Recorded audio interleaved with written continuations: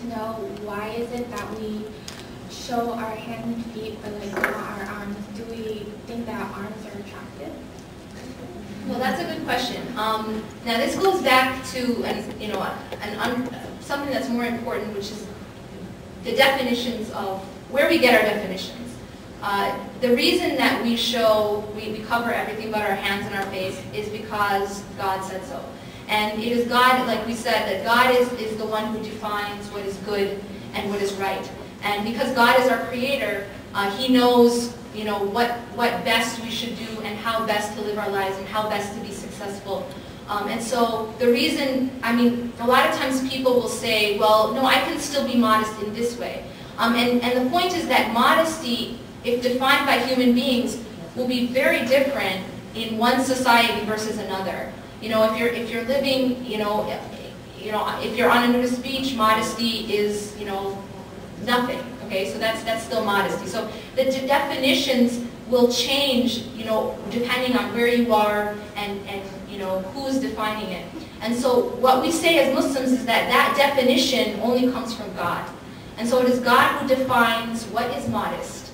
And so the Prophet, peace be upon him, in one of his prophetic traditions, told a companion, female companion, that you should cover everything but your face and your hands. And so again, this is something, this wasn't, not defined by Muslims, but rather by God.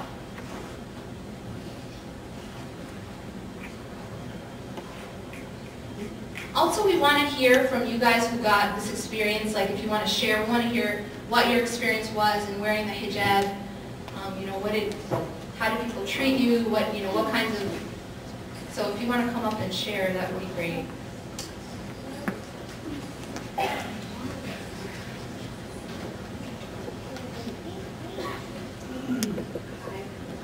Can you hear me? Okay.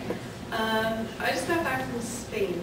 Or living there for 7 months, and I did a lot of traveling, and I had the opportunity to go to Morocco, and I have a lot of very close Moroccan friends.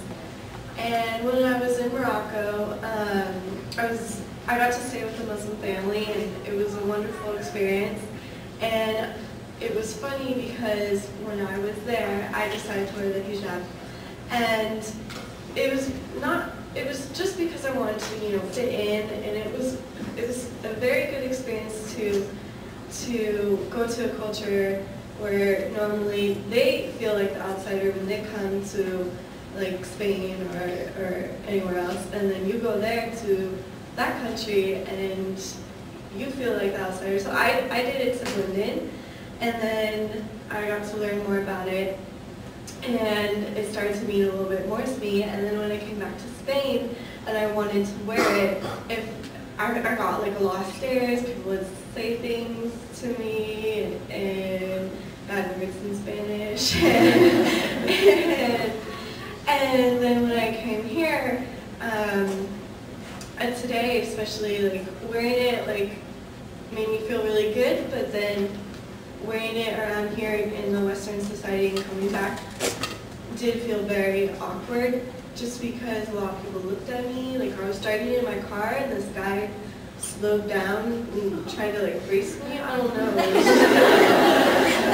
I don't know. He was surprised. And my car has yeah. And so, but it was just kind of funny. I was just like, this wouldn't make any difference, or maybe I would feel different if I wasn't wearing the hijab. But at the same time, it's kind of empowering to know that, yeah, while a society may make you feel like an alien because they just don't understand, the fact that you can still continue to go on believing what you believe and wearing whatever that supports that belief is kind of empowering in itself. So again, like what was already said, I just wanted to say thank you for those of you who decided to wear the hijab today. And what else to say? Shukran.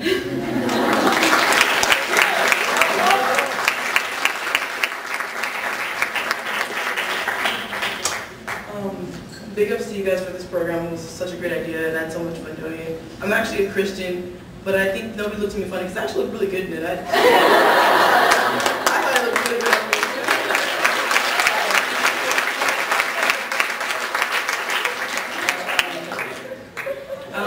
I didn't get any funny looks today. My best friend, she came to my door, and I opened the door, and she just started laughing. And I don't think she wasn't laughing like mockingly. I actually closed the door in her face. I was like, what's her problem?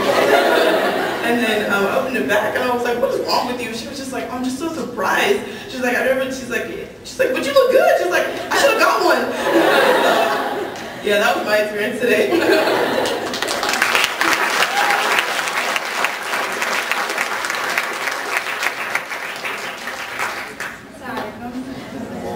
Do men have a hijab?